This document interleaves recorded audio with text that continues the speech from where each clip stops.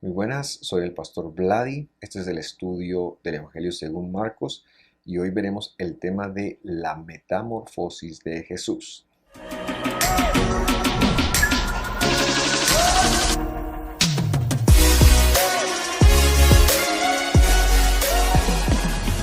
Nos da mucha alegría recibirles en este que ya es el 53º estudio de esta serie de Marcos. Estamos en el mes de julio del 2022. Eso quiere decir que eh, empezamos en el mes de abril, ya llevamos más de un año estudiando este hermoso evangelio y hemos extraído tanta luz de poder volver a la raíz en la cual fue escrito, en el contexto original. En mi caso personal le he sacado muchísima luz y espero que usted también. Vamos a empezar con una oración y luego iremos directo al estudio. Buen Dios, te damos muchas gracias porque tú has permitido que por más de 53 ahora sábados nosotros estemos compartiendo tu palabra y estemos aprendiendo de ella. Abre el Evangelio, Señor, abre el Evangelio para que podamos crecer y para que podamos cada día estar más cercanos a ti al conocerte más y más por medio de la Escritura. En el nombre de Jesús oramos, amén y amén. Muy bien, hemos estado en dos estudios muy interesantes por demás, en los cuales hemos internado, y hoy no repaso solo el estudio de la semana pasada, sino el estudio también de hace 15 días. Hablábamos de quién era el reino de Dios, hablábamos de que no era un espacio, un lugar, sino que era una persona, la persona de Jesús. Y luego hablamos un poquito la semana pasada del rostro de Dios y cómo la gloria de Dios y cómo ahora Pedro, Juan y, y Jacobo, que van a ver, bueno, se van a exponer a lo que ahora viene, no van a morir precisamente por lo mismo. Y antes de empezar, solo decir que si no se tiene el contexto, si no se tiene lo que ya hemos estudiado en los dos estudios anteriores, claro, es muy difícil comprender verdaderamente entonces qué es lo que pasó en esta montaña en donde, como dice la traducción, Jesús se transfiguró. Entonces vamos a retomar desde el versículo 1 la lectura, capítulo 9, versículo 1, para hacernos un contexto, para tener el paisaje completo. Y dice así: también les dijo, esto es a 12 de sus discípulos, de cierto, amén les digo, que hay algunos de los que están aquí que no gustarán la muerte hasta que hayan visto el reino de Dios que viene con potencia. Y ya dijimos y recordamos que más que gustar la muerte y más que la segunda venida del Señor, esto se refería al hecho de que no iban a morir cuando vieran el reino de Dios que venía en potencia. Y 6 días después, dice el versículo 2, tomó Jesús a Pedro y a Jacobo y a Juan, los sacó aparte solos a un monte alto y fue transfigurado delante de ellos. Entonces, el versículo 1 está escrito en función del versículo 2. Es decir, que cuando el Señor se transfigurara delante de estos personajes, aquellas personas a quienes Él había decidido no iban a morir a pesar de haber visto el reino de Dios. Y esto fue lo que veíamos en nuestros dos estudios anteriores. Ahora bien, la palabra transfigurado, y esta es una pregunta que me gustaría que se la hiciera a usted mismo, ¿qué es lo que le transmite a usted? ¿Qué es lo que esta palabra le genera? En mi caso, representaría el cambio de figura y de alguna manera esto tiene mucha razón con lo que sucedió. Pero de todas maneras, la palabra original pega y por eso este estudio lleva ese nombre y es la palabra metamorfosis, metamorfeo, que quiere decir un cambio de forma y que para que usted lo conecte también en Gálatas capítulo 4, versículo 19, se usa este mismo verbo cuando dice que hasta que el Mesías se metamorfice en ustedes, o sea, de cobrar forma en ustedes. Entonces, cuando hablamos de metamorfosis, estamos hablando de un cambio de formación que el Mesías tuvo delante de estas personas. Lo que iban ellos a atestiguar era un cambio que iba a venir sobre la persona del Mesías. Todo está en función de Jesús. No es en función de supuestamente Elías o Moisés, que supuestamente van a aparecer. Ya veremos realmente cómo es. Pero más que nada es en función, entonces, del Mesías, el que va a sufrir o vivir de alguna manera el cambio, para que ellos, cuando el Señor haya resucitado, tengan una mejor comprensión, una imagen más completa de quién era Él. Los que lo van a ver son los discípulos, pero el que vive la transformación es Jesús. Y esto es importante tenerlo en cuenta porque lo que ahora viene se confunde un poquito. Vamos al versículo 3. Sus vestidos, dice, fueron vueltos resplandecientes, muy blancos, como la nieve, tanto que ningún lavador en la tierra los puede hacer tan blancos. Entonces la primera metamorfosis que él sufre no es realmente él en su esencia, en su ser, sino en sus vestidos. Ellos cambian de forma, se tornaron tan blancos que a ellos les pareció que no había un blanco igual. Y lo que estamos empezando a ver es una manifestación del reino de los cielos, una manifestación de Dios mismo, pero que ya empezó a afectar el vestuario, el del Mesías. El versículo 4 agrega, y les apareció, dice esta versión, Elías con Moisés que hablaban con Jesús. Y cuando nosotros vemos entonces ya este verbo, les apareció, cualquier persona se imagina que ahí estaba Elías y ahí estaba Moisés. Pero esto es un problema de traducción, porque el verbo no es aparecer y no está en función de que se aparecieron ellos. El verbo es parecer, como en una apreciación, no como en una aparición. Entonces a ellos les pareció, y curiosamente, y ya veremos por qué es curioso, también está conjugado en singular, es decir, les pareció a ellos, y eso es lo que vamos a ver. Lo correcto entonces para interpretar y para ir haciendo ese primer cambio, y yo le invito a usted, si usted tiene una Biblia de papel y se anima a hacer ese cambio en papel y poner en un lápiz o grabarlo en su corazón de alguna manera, yo le invito a usted para que haga el ajuste. Lo correcto allí sería Marcos capítulo 9 versículo 4 decir, y pareció a ellos, ese pareció es singular, que Elías y Moisés hablaban con Jesús. Entonces confirmamos o señalamos que no es que hayan venido Moisés y Elías y han aparecido del inframundo o una cosa así, porque si hablamos de Pedro, Juan y Jacobo, ¿cómo sabrían ellos quiénes eran Moisés y Elías? Perdón. ¿Cómo sabrían ellos si no habrían fotos, si no habría algo que tuviera una indicación de cómo fue Moisés? ¿Por qué causa ellos pensaron que es Moisés? Eso es lo que tenemos que preguntarnos. Y respondemos señalando que la escritura está haciendo aquí uso de la metáfora. Esto es una metáfora que vamos a empezar a explicar de una manera más detallada. En primer lugar, tenemos que agregar que en este momento Moisés más o menos tenía unos 1200 años de muerto, mientras que Elías tendrían cerca de 800 años. Eso es en un tiempo en donde no se grababan esculturas, no se grababan imágenes, no se hacían dibujos, ni pues mucho menos fotografías, ¿verdad? Como para que en algún momento Pedro, Juan, Jacobo de pronto vean y dijeran, oh, me parece que el que está a la par es la foto de Moisés o es Elías o lo que fuera.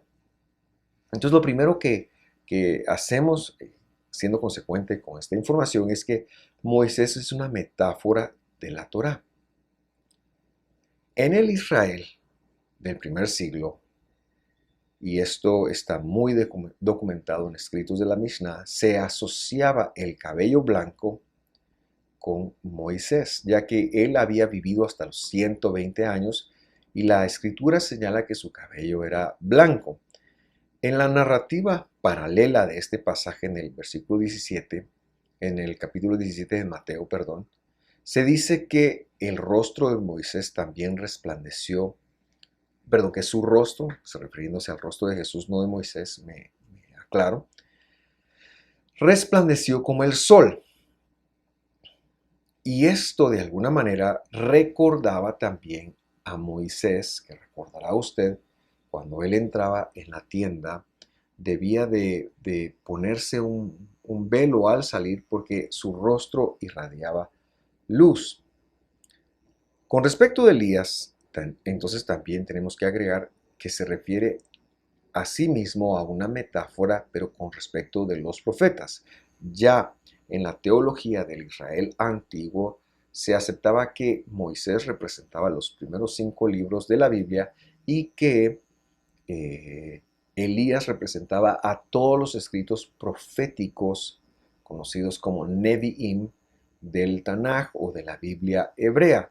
Y ahí podemos encontrar varios libros, incluidos los profetas mayores y menores, pero todos representados en la figura de Elías. Era una metáfora entonces que hablaba de los profetas.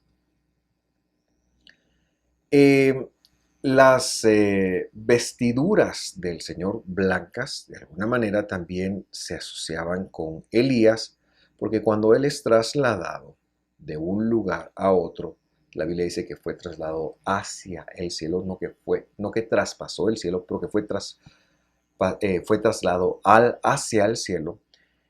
Lo hizo subido en un carro de fuego y con vestiduras resplandecientes. Entonces ya el cabello nos recuerda a Moisés y ya las vestiduras nos recuerdan a Elías.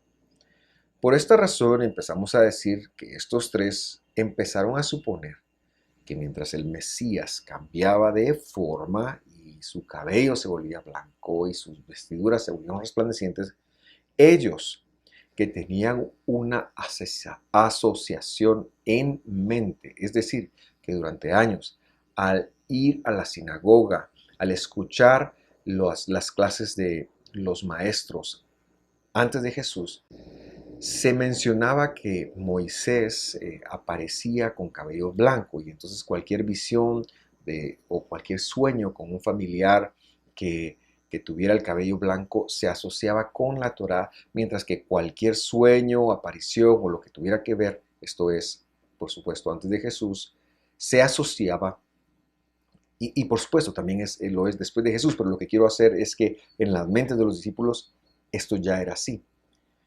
Y entonces las vestiduras resplandecientes entonces se asociaban con Elías. Señalamos también, como ya hemos enseñado en los estudios 49 y 50 de esta serie, que no se puede pensar también que fueran las almas o los espíritus de Moisés y Elías, porque la Biblia es muy enfática y muy clara en señalar que existen dos entes, el cuerpo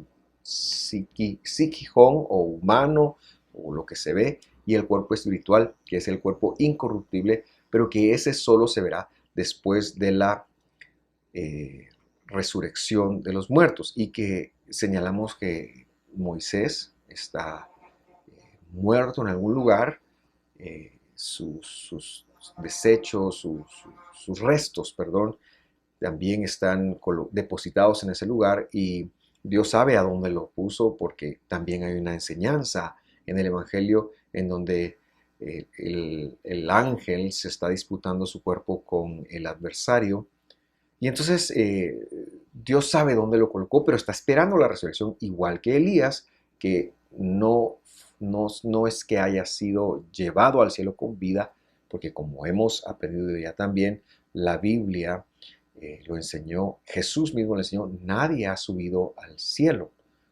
ninguna persona ha subido en cuerpo al cielo y dado que no hay ni un alma, ni un espíritu. Entonces los restos de Elías fue trasladado, murió en otro lugar. De hecho, muy curioso, y esto no lo vemos porque estamos condicionados, en el primer libro de Crónicas, capítulo 21, se aparece después de ese hecho, Elías se aparece escribiendo una carta y nosotros no lo hemos conectado de esa manera porque hemos sido condicionados a pensar que se fue al cielo. Lo mismo se podría decir de Enoch, pero no quiero entrar en eso.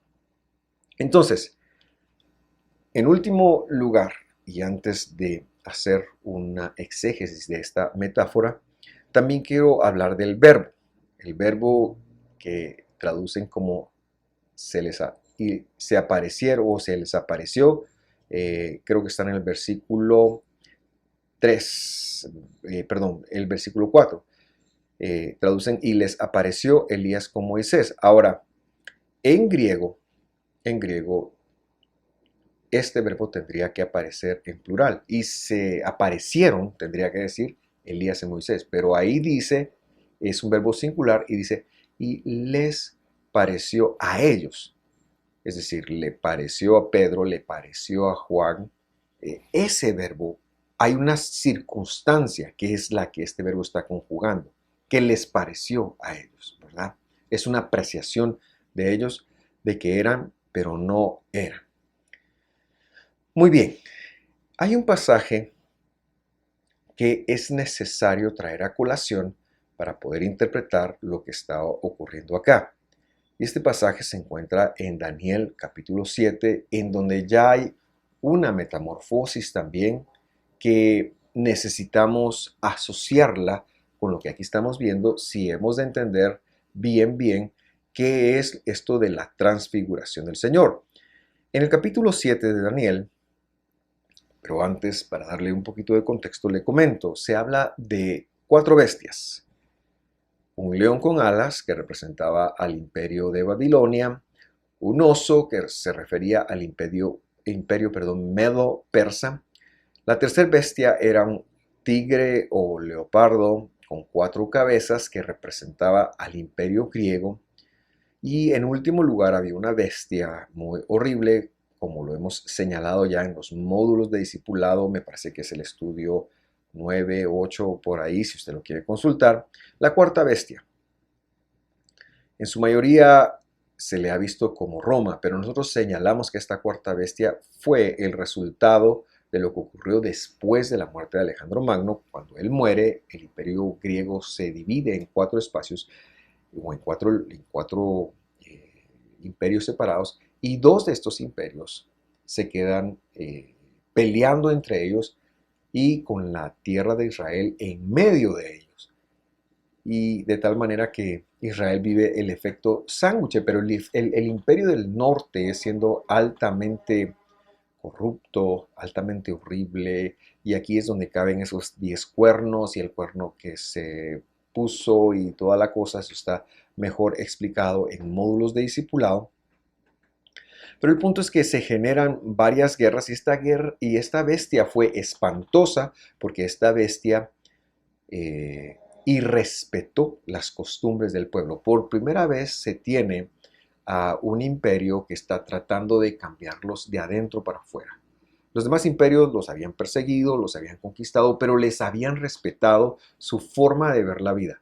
Aquí aparece un imperio que ya quiere hacerles cambiar sus costumbres, ya quiere hacerles cambiar sus leyes. Por lo tanto, esta espantosa bestia es pues este imperio que durante más de 200 años se desarrolló peleándose, como digo, entre el imperio Seleucida y el imperio Ptolomeo, que es Siria, o perdón, más o menos Turquía y, y sería Egipto. Y como usted sabe, pues el camino, el sándwich para esto era Israel. Vamos a leer el capítulo 7, versículo 9, para extraer lo que quiero extraer ahora de esta metáfora de la metamorfosis del Mesías. Y dice así: estuve mirando hasta que fueron puestas sillas, y un anciano de gran edad, es decir, de muchos días, se sentó. cuyo vestido era blanco como la nieve, y el pelo de su cabeza como lana limpia. Su silla llama de fuego, sus ruedas fuego ardiente. Y aquí ya vemos entonces a un anciano. Esta figura es muy difícil de encontrar comentarios acerca de esta. Pero por supuesto que tiene que ver con Jesús, por supuesto que tiene que ver con su venida. Y entonces veamos al anciano. En primer lugar, está vestido de blanco, si usted se percató, y era un blanco como la nieve. Oh, qué casualidad que Marcos ahora esté definiendo que Jesús, sus vestiduras se pusieron como la nieve. Dice que el pelo de su cabeza era como lana limpia. Y entonces ya vemos que este anciano de Daniel, en referencia a lo que está ocurriendo, es una profecía de lo que iba a pasar en este momento, en este monte.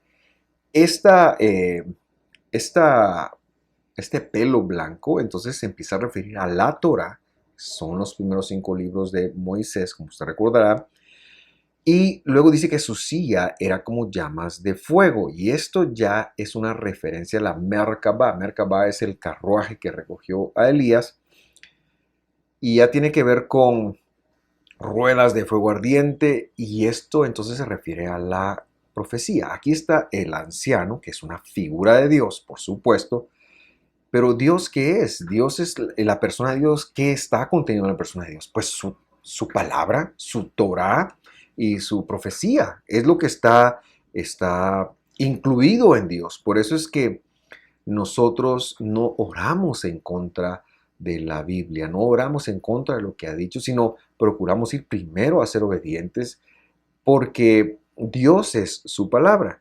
Daniel 7:10 sigue diciendo, un río de fuego procedía y salía de delante de él. Millares de millares le servían y 10 millares de millares asistían delante de él. Perdón.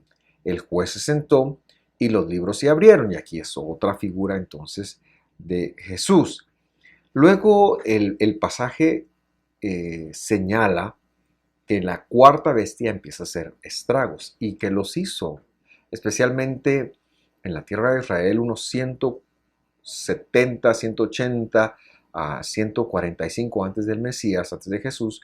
Hubo muchísimas guerras, ellos llegaron, sacrificaron un cerdo en el atrio principal del templo, es decir, ellos hicieron muchísimas cosas. Esta cuarta bestia fue terrible. Y entonces el texto se va para ese paralelismo, para que nosotros sepamos que ahí está en la Torah, está Dios, Dios es su palabra, y entonces mientras esto se está conformando, la bestia está haciendo estragos, y luego vamos al versículo 13 y dice, veía en la visión de la noche, y he aquí, dice, que las nubes del cielo como un hijo del hombre, hijo de hombre, que venía y llegó hasta el anciano de gran edad, y le hicieron llegar delante de él. Ahora, estas no son dos personas distintas. Estas son dos facetas de Dios, en primer lugar. Nosotros recordamos que la palabra Elohim significa la plenitud de los atributos de Dios, y podemos relacionar esto al anciano de días. Si el anciano de días, si Elohim desciende en algún momento a la tierra, la va a destruir.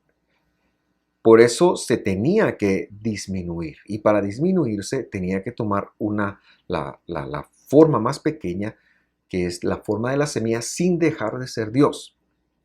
Este concepto se encierra en el Ben Adam, el Hijo del Hombre, el cual no es otra cosa más que el heredero, pero es un heredero activo, el que viene a heredar el reino de Dios, es decir, el que viene a la salvación.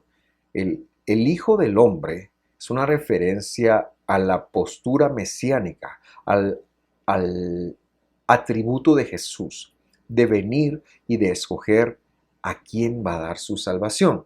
Eso es el Hijo del Hombre.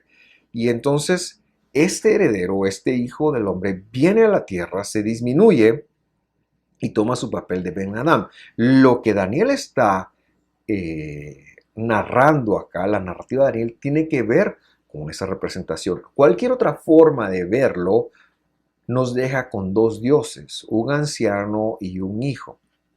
Y esto es herejía. Dios es uno. Escucha, Israel, el Señor nuestro Dios, el Señor es uno. Entonces lo que se está viendo en Daniel es que esa transición, pero que sepamos que el anciano de días es una forma de Jesús en su plenitud y que el Hijo del Hombre es una forma de Jesús disminuido en honra para no destruir a la creación aquí en la tierra, pero que el anciano de días representa la Torá y los profetas, y ahora que Jesús está metamorfizando, lo que está recordando es que Él también es la Torá, Él también son los profetas, de Él están hablando, de Él han hablado, y ahora hay un componente nuevo para nosotros, el Evangelio. Jesús viene a darnos el Evangelio, que es la correcta interpretación de la Torá y de los profetas, pero dentro, por supuesto, de su contexto. Versículo 14. Y le dio señorío a este Hijo del Hombre. Gloria. Ya vimos que gloria es atraer a todos a sí mismo, ya vimos dónde lo hizo. Y reino. Y luego dice, y todos los pueblos, naciones y lenguas le sirvieron su señorío, señorío eterno, que no será transitorio, y su reino, que no se corromperá. Y eso es lo que hemos empezado a vivir, por supuesto, no en su plenitud, porque todavía falta que entre en la plenitud de los gentiles, porque todavía es un tiempo de gracia en donde Él mismo, con nosotros, unidos a Él en esta titánica tarea, está llamando personas de entre las naciones para su reino. Pero está viviendo ese momento. Jesús, entonces, es el anciano de días y es el Hijo del Hombre. Este reino ya lleva cerca de 2000 años y se sigue perfeccionando. Cada vez estamos, de alguna manera, aunque más lejos de la Torah, más cerca de la perfección, porque la perfección será cuando Él venga en su inminente regreso. Y entonces, este evento, ahora regresando a Marcos, que ha ocurrido, es que Jesús se está metamorfizando, se está transfigurando delante de ellos para que comprendieran que cuando esto ocurriría, primero no iban a morir sin ver el reino de Dios. Pero Él está demostrando que tanto la Torá como los profetas estaban contenidos en Él. Tanto la Torá como los profetas estaban contenidos en Él. Y esto era muy importante porque Pedro, Juan y Jacobo tendrían que dar testimonio de esto después de la resurrección de Jesús, como veremos en un instante. Sin embargo, en ese momento ellos no estaban del todo seguros más cómo era que este evento se estaba dando y necesitarían un poquito más de instrucción y de conexiones de parte del Señor. Pero de todas maneras, lo que están viendo es maravilloso, es interesante y es el cumplimiento entonces de la visión del profeta Daniel. Y cuando ellos lo ven, eventualmente no lo entendieron en ese instante, pero eventualmente lo llegaron a entender. Jesús es el anciano de días, Jesús es el Hijo del Hombre, la Torá está contenida en Jesús. Por supuesto que cuando decimos la Torá nos referimos a los primeros 5 libros de la Biblia y los profetas nos referimos al resto de la Biblia, pero ahora también nosotros hacemos el agregado del Evangelio, que es cómo Jesús vino a hacer esto. Veamos la reacción de Pedro. Volviendo a Marcos, versículo 5 dice, entonces respondiendo Pedro, dice a Jesús, Maestro, bien será que nos quedemos acá y hagamos 3 Sukkot. Ahí dice tabernáculos, pero él está hablando de esa tienda que se forma con hojas silvestres y que recuerda a la fiesta del fin de año, de septiembre, octubre, la fiesta de Sukkot. Él está diciendo, hagamos 3 de esos y puedan estar ahí tú, uno, y luego también Moisés otro, y otro para Elías. Y el versículo 6 viene y aclara, ¿por qué dice esto, Pedro? Porque no sabía lo que hablaba, ya que estaba fuera de sí. Pedro pensó que eran 3. Él vio a una persona siendo metamorfizada, cambiando de formas, de repente ahora tenía los vestidos, ahora la barba, ahora los cabellos, ahora esto, ahora él tenía el aspecto de la Torá, ahora tenía el aspecto de Elías. Pedro no sabe lo que está pasando. No podemos creerle a Pedro que sí eran, de hecho, Moisés y Elías los que estaban ahí, porque él no sabe. Y por eso nos asociamos de la escritura como lo hemos hecho, para saber precisamente qué es lo que está ocurriendo ahí. Pedro está, como decimos en Guatemala, desvariando. El versículo 7 sigue la narrativa y dice, y vino una nube que les hizo sombra. Y aquí ya vemos una manifestación distinta de Dios. Y una voz de la nube que decía, este es mi Hijo amado, a él oíd. A ver, ¿quién dijo la voz? En la figura que hablábamos cuando el bautismo de Jesús se dio, ocurrió lo mismo. Estas manifestaciones eran comunes en Israel en la época talmúdica y pretalmúdica, es decir, la época del Segundo Templo. Muchas veces se oyó una voz que venía desde el cielo, se oyó en el bautismo de Jesús. Hay otro momento en donde también se oye y Jesús le dice a sus discípulos, esto fue por causa de ustedes. Se conocía en Israel como Bat Kol, esto literalmente quiere decir la hija de la voz, pero no es otra cosa más que un ángel leyendo un edicto de Dios. Y en el caso de lo que estaba ocurriendo aquí, este ángel estaba leyendo algo que se había dictaminado con anterioridad que él iba a leer, y es que un día, enfrente a esos 3 personajes, Jesús antes de bajar le había dicho, ¿sabes qué? Lo vas a leer y vas a gritar y esa voz va a venir y va a decir, este es el Hijo. Y recordamos que hijo quiere decir heredero, pero en el caso de Jesús, no que Él esté heredando algo, sino es Él el que es Elohim, toda la plenitud, despojado de sus atributos, disminuido en sus atributos, mejor dicho, la expresión mínima de Dios, pero con el poder para salvar acá, porque precisamente a eso ha venido. Solo que ahora este ángel, esta voz, lo que señala es la verdadera interpretación de la Torah la tiene Jesús. La verdadera interpretación de los profetas la tiene Jesús. Y lo que quiero sugerirte aquí, hermano, es que cada vez que tú busques un salmo, cada vez que tú busques y leas, por ejemplo, la historia de Abraham o cualquier otra historia bíblica, no la busques en función de cómo te puedes tú identificar con eso, sino que está hablando primero que nada de Jesús. Cuando tú lo comprendas así, vas a honrar la palabra de Dios. Después, tomas la porción que sea para ti. Pero lo primero es, ¿qué está diciendo de Jesús? Porque así dijo el ángel, a él oíd. Él es el que les puede explicar. De él se trata. Este libro se trata de él. Desde Génesis, cuando Dios ha prometido una redención, siempre, siempre se trató de Jesús. Siempre, siempre se trató del Mesías. Por lo tanto, y siendo consecuente con sus enseñanzas, jamás Él vino a anular su propia palabra. No vino a quitar, no vino a decir los profetas, eso que dicen Isaías, eso es para Israel. Por supuesto que es para Israel, pero Israel está compuesto de los gentiles que hemos sido llamados por Él. Tiene que ver con usted, tiene que ver conmigo. Las enseñanzas de la Torah tienen que ver con usted y tienen que ver conmigo. El día de descanso de la Torah tiene que ver con usted y tiene que ver conmigo. La dieta de la Torah tiene que ver con usted y tiene que ver conmigo. Porque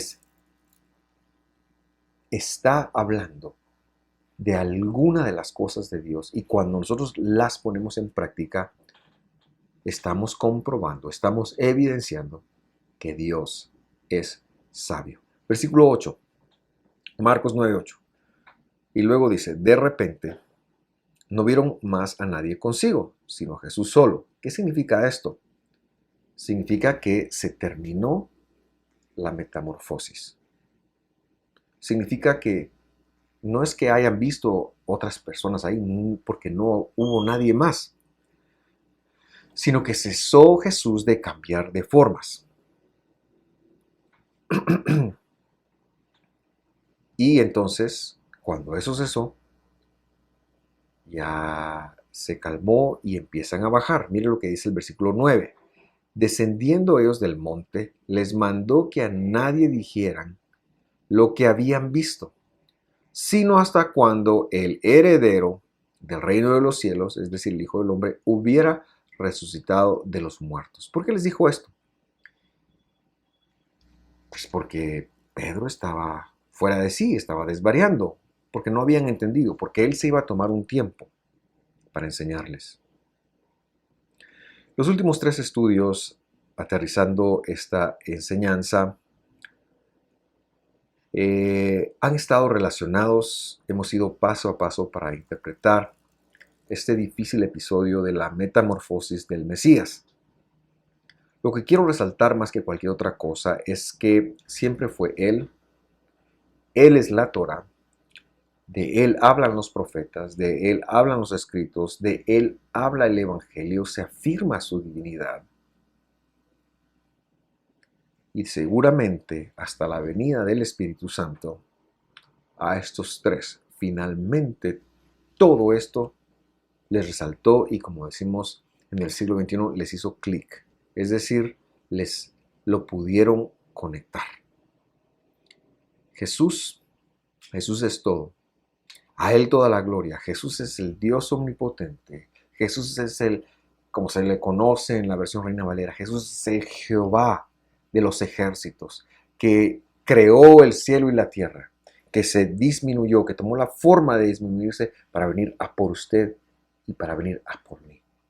Nosotros hoy estamos acá salvos por Él, reconociendo su gracia, reconociendo su fidelidad y entendiendo que toda la Escritura es una unidad y que fue puesta allí para que nosotros lo conectáramos, tuviéramos esto como evidencia y nos sirviera para dar testimonio de Él. Usted no se avergüence de llamarse un creyente en Jesús. No se avergüence de Él, porque a Él y solo a Él, toda la gloria por los siglos de los siglos. Este ha sido el Pastor Vladi. Y antes de despedirme, yo le invito a suscribirse en cualquiera de las plataformas donde usted esté viendo esto. En Facebook, si usted no le ha dado me gusta, dele seguir, dele ambas opciones para que usted pueda recibir notificaciones cuando salimos. Si esto está en YouTube, suscríbase al canal y active las notificaciones para que le lleguen nuestros estudios. Compártalos en Instagram de la misma manera. Siga nuestra publicación. Yo estoy seguro que usted va a encontrar mucho material aquí que le va a bendecir, porque estamos tratando de expresarnos en la palabra del Señor, honrándola completamente y tratando de quitarnos tanto prisma que 2000 años de cristianismo nos han dejado, pero también reconociendo que es por Cristo, que es por la obra del Mesías que nosotros podemos hacer eso. Y una última invitación, vaya a nuestro canal de YouTube y cuando usted entra al canal, ahí va a tener varias opciones. Hay una que se llama listado de reproducciones, listas de reproducción, perdón. Ahí usted encontrará prédicas, estudios de las citas del Señor, los tiempos, las convocatorias del Señor, el estudio de la carta de Gálatas. Recientemente he estado escuchando estos estudios y son muy vigentes con este pensamiento. Módulos de discipulado, módulos de inducción, en fin, hay una gama de muchos estudios que estamos seguros le bendecirán. Un fuerte abrazo, que Dios lo bendiga, lo espero de hoy en 8. Hasta pronto.